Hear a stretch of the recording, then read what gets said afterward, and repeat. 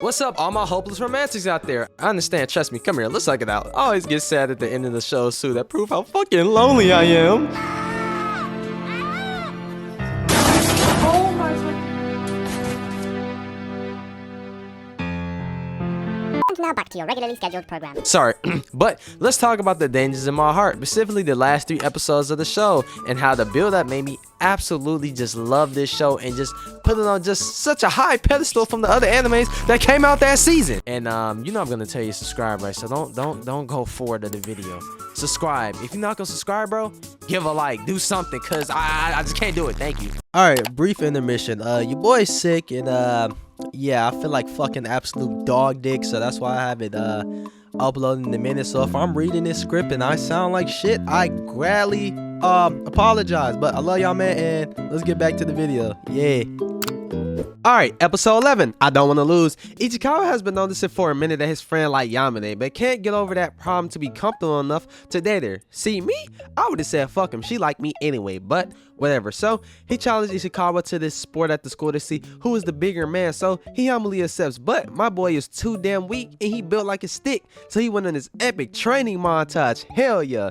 And him struggling to pick up 20 to 30 pounds. But after this whole little training out with Yamada, the day comes to the school event. But unfortunately, it starts raining, so they're planning on canceling the event. But they're like, nah, bro, let's do this. Like, I got nothing to lose for, right? So I'm thinking this sport gonna be some basketball, nigga, some soccer, or some piggyback tug of war type of shit. Fuck no, baby. So I'm like, okay, cool. But as they're screaming at the top of their lungs, the girls are sitting on the sideline like, hey, what the fuck are they screaming about? Hey, beats me, right? So they're just screaming about Yamada and just like, y'all like her, but he's like, nah, bro, I like her better. Then they just both push each other off. So little bro accepted his defeat, and then he started liking Ichikawa's sister. So him and Yamada are just sitting in the room by themselves. Ichikawa's sister was finna erupt, but she was like, nah, I'm gonna let them have their moment. Then she was like, hey, today you just seem so cool today, and I really fuck with that here. And she made them some food and just left. So that was the end of episode 11. My summary for episode 11 was letting go, and bro basically putting his damn foot down and owning up that he has feelings for her, and he's selfish, but in a good way and not a bad way. So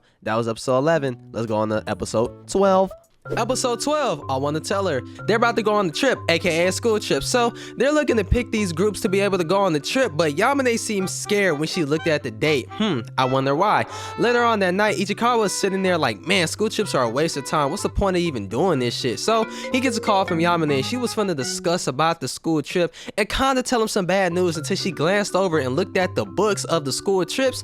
So she changed her mind. The group and everybody else was out for the day, having fun, doing activities on the trip, but Ichikawa was the only one that even noticed how her energy and demeanor changed without even asking her. So it's been kind of bothering him all day until he figures out that she dodged a gig. Yes, an acting gig to be there because she thought that he wanted to be there, but truthfully, he didn't want to be there because he was just going for her. So it's kind of funny that they had this type of misunderstanding from both sides. So he rushed down to talk to her, and that's how he got stuck in the room. So basically, the summary of this episode is they will put their pride and egos to the side to make each other happy no matter what, and that shows how much love and care they have for each other. So this episode was all about realization to me, and I really like this episode. But now to the next and last episode of the season.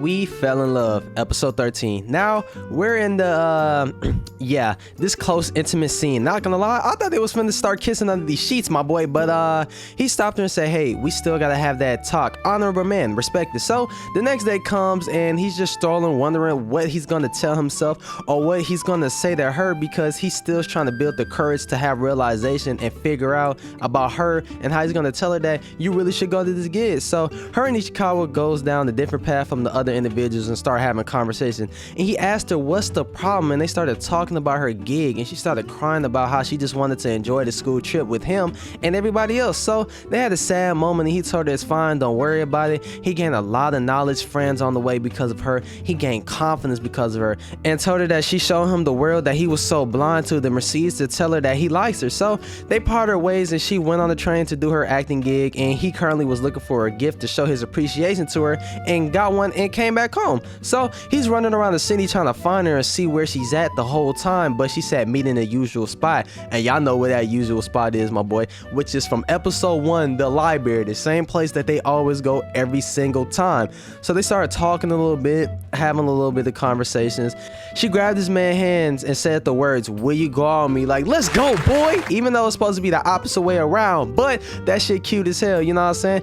They tried to kiss and it ain't really work because they big ass noses and then they bumped big ass foreheads, so they still kind of made the dynamic cute in a way, as such. But the summary of this anime is, I feel about this anime is the dynamic of the growth, characters development, and it just proves that no matter what careers you have, what life choices you have, and what situations you are put into, anything can happen whether or not that you enjoy it or not. So I really like this anime. I'm gonna give this anime a 10 out of 10, and I really just feel like this is just straightforward good anime, and I wouldn't miss it for the world. So I appreciate y'all. Give a like, you enjoy, subscribe if you're new, and I'm out, man. Peace.